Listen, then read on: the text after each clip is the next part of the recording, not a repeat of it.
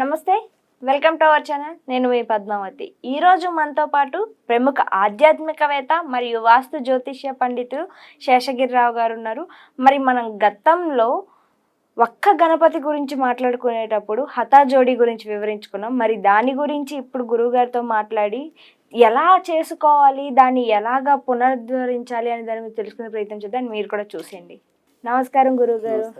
గురువుగారు, మనం తాంత్రిక వస్తువుల గురించి ఒక్కొక్క దానిగా వివరిస్తూ లాస్ట్ టైం ఒక్క గణపతి గురించి చేసుకుంటున్నప్పుడు ఈసారి హఠాజోడి గురించి వివరిస్తానని అన్నారు. మరి ఈ హఠాజోడి అనేది ఎలాగ మనం దానికి ఒక ప్రాణ ప్రతిష్టాపన చేయాలి, ఎలా పూజించాలి, దాన్ని ఎక్కడ పెట్టుకోవాలి, ఏ విధంగా చూసుకోవాలంటారు అసలు? తప్పకుండా. అయితే ఇక్కడ హఠాజోడి అనేది నిజానికి తాంత్రిక వస్తువుల్లో అంటే మనం గతంలో చెప్పుకున్న ఇప్పుడు గోమతి చక్రం అనుకోండి, తర్వాత లక్ష్మీ గవ్వలు అనుకోండి, ఇలా కొన్ని చెప్పుకున్నాం.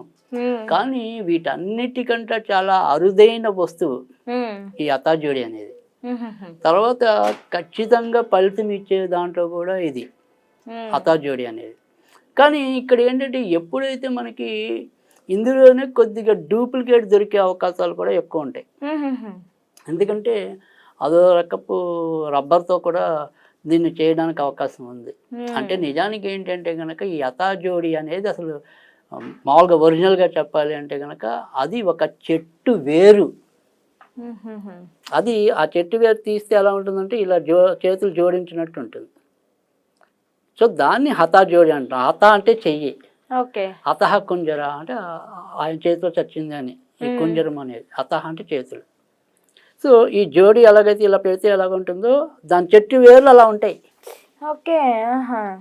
సో అది అరుదుగా ఫామ్ అవుతుంది అలా.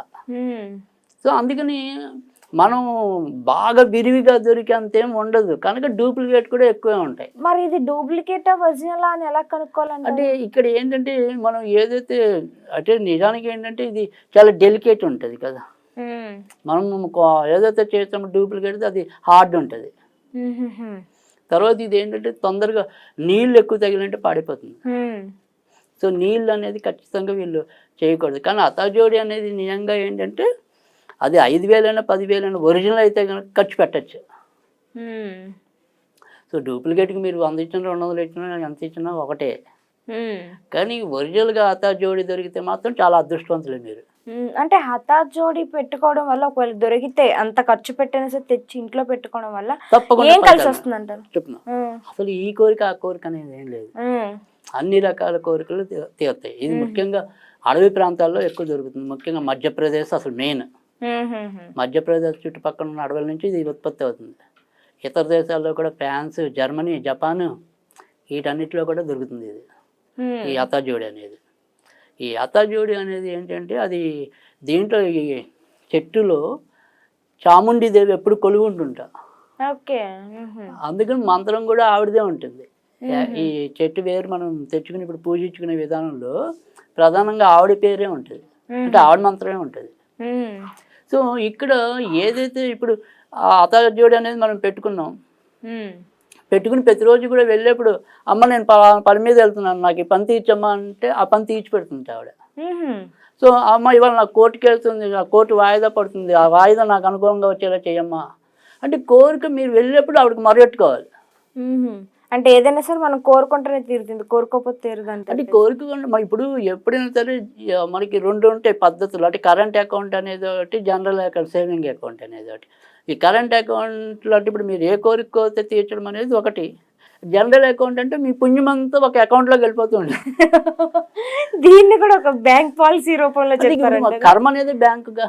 ఓకే, కర్మ అనేది ఇప్పుడు మీరు మంచి కర్మ చేసుకుని వచ్చారా, చెడ్డ కర్మ చేసుకుని వచ్చారా, ఆ చెడ్డ కర్మతో బ్యాలెన్స్ వేసుకుని వస్తే దాన్ని అనుభవిస్తున్నారు, మంచి కర్మ చేసుకుని వస్తే మంచిగా అనుభవిస్తున్నారు. సో బ్యాంక్ అనేది ఎప్పుడు ఫార్వర్డ్ అవుతుంది. ఇప్పుడు మనం చచ్చిపోయినా దానికి ఒక నామినీ ఉన్నాడు కదా, ఆ నామినీకి వెళ్ళిపోతుంది ఆస్తి వెళ్తా. సో అలాగే మీ కర్మ మీ పిల్లలకో ఎవరికో వస్తుంది కదా, దాన్నే మనం శాపం అంటున్నాం. పితృశాపం అంటున్నాం, సర్పశాపం అంటున్నాం, ఇలా అంటున్నాం. సో ప్రతి ఒక్కరికి ఒక నామినీ ఉంటాడు, ఒక పాలసీ అకౌంట్ దారుడు ఉంటాడు. సో ఆ రకంగానే ఇక్కడ మనం కోరికలు ఏమి పెట్టుకోకుండా మనం పూజ చేస్తే కనుక అదంతా జనరల్ అకౌంట్లోకి వెళ్ళిపోతుంది. అలా కోరిక పెట్టి చేస్తే కరెంట్ అకౌంట్లోకి వెళ్తుంది. ఓకే. సో అది అందుకని ఆ రకంగా మనం ఏది చేస్తాము ఎలా చేస్తాము అనేది మన ఇష్టం. కాకపోతే నిజానికి ఏంటంటే గొప్ప విషయం ఎప్పుడూ కూడా నిష్కామంగా పూజించడమే. అంటే కోరికలు ఏమి పెట్టుకోకుండా పూజించిన వాడి పూజ చాలా గొప్పది. కానీ తెల్లారు లేస్తే మనిషికి అన్ని కోరికలే.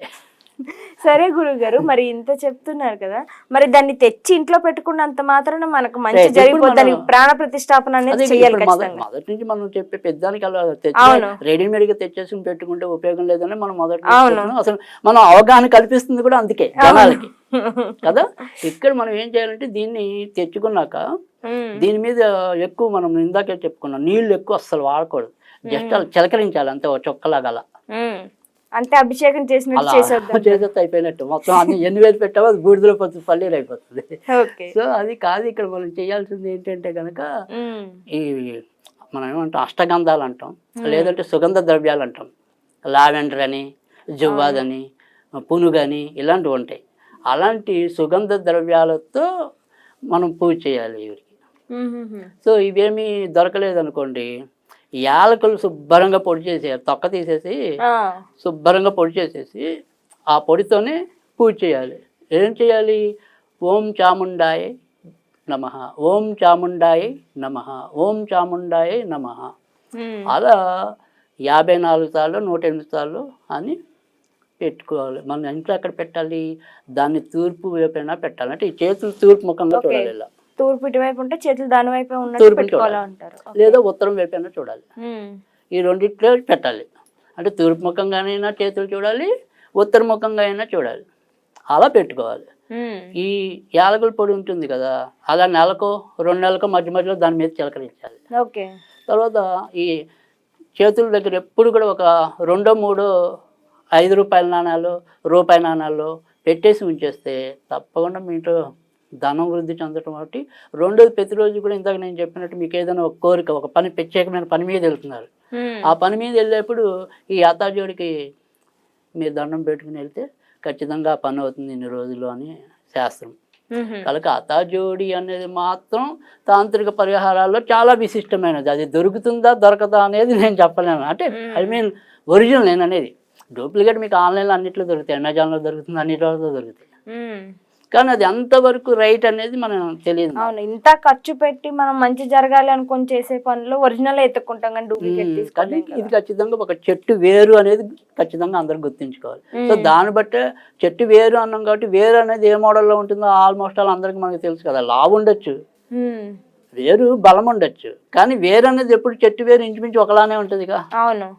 కానీ ఏంటంటే ఆ వేరుకి దగ్గరగా రబ్బర్తో చేస్తారు అన్నమాట వీళ్ళు. ఓకే. దాన్ని కొనుక్కునేటప్పుడు కొంచెం కొనుక్కునే వాళ్ళందరూ కూడా జాగ్రత్తగా పరిశీలించి తీసుకుంటే మనకి ఇది ఒరిజినల్ దొరికితే అదృష్టం. అతాజోడి అనేది ఒకటి. తర్వాత మనం ఏకాక్షి నారికేళం అని ఉంటుంది. ఇప్పుడంటే మనం కొబ్బరికాయకి 3 కళ్ళులు ఉంటాయి కదా, ఇచ్చేసినప్పుడు 3 ఉంటాయి. అలా కాకుండా ఒకటే దాంతో ఫామ్ అయిన కొబ్బరికాయలు వస్తాయి అప్పుడప్పుడు, రేరుగా. కేరళలో ఉంటాయి ఎక్కువ. అది ఏకాక్షి నారికేళం. దానికి కూడా బోలంత విశిష్టత ఉంటుంది. అయితే వచ్చేవారు మనం ఏంటంటే శ్రీచక్రం, అంటే ఇప్పుడు మనం ఎన్నిసార్లు జనాలకి వివిధ ఆన్లైన్లో కానీ వేటిలో అయినా సరే మనం అంటే శివలింగం ఇంట్లో పెట్టుకోవచ్చా లేదా, శ్రీయంత్రం, శ్రీచక్రం, శ్రీయంత్రం ఇది మన ఇంట్లో ఉండొచ్చా లేదా, ఇలా ఎప్పుడు కూడా మనం అనేక మంది అనేక రకాలుగా చెప్పినా కానీ ఈ పబ్లిక్ ఎప్పుడు ఉండే సందేహాలు. అమ్మో శ్రీచక్రం పట్టుకొచ్చి ఇంట్లో పెట్టారా అనేవాళ్ళు ఉంటారు, అమ్మో లింగం పెట్టుకుని ఇంట్లో పూజిస్తున్నారా అనేవాళ్ళు ఉంటారు. అంటే ఇది ఎంతవరకు భయమా, భయాందోళన పడాల్సిన విషయం కాదా, ఇలాంటివన్నీ కూడా వచ్చేవారు మనం శ్రీచక్రం అంటే ఇది అలాగే అందరికీ చాలా మంది ఇళ్లలో ఉంటుంది. సో దాన్ని ఏ విధంగా మనం మంచి చేయొచ్చు, ఏ విధంగా అనేది శ్రీచక్రం అనేది చెప్తాం. అది నెక్స్ట్ మాత్రం శ్రీచక్రం గురించి తెలుసు. ఓకే, నిజంగా గురుగారు హతాజోడి అనే దాని గురించి చాలా చక్కగా వివరించారు. అండ్ దాంతో పాటుగా నెక్స్ట్ వీక్ కూడా మనకి శ్రీచక్రం అనే దాని గురించి చెప్దామని అన్నారు. అండ్ దానికోసం నేను కూడా వెయిట్ చేస్తున్నాను. అండ్ మనతో పాటు మన చూసే ప్రేక్షకులు కూడా ఎదురు చూస్తూ ఉంటారు. అండ్ మళ్ళీ వారం మనం కూడా కలుద్దాం. అండ్ అప్పటి వరకు నమస్కారం గురుగారు, సెలవు.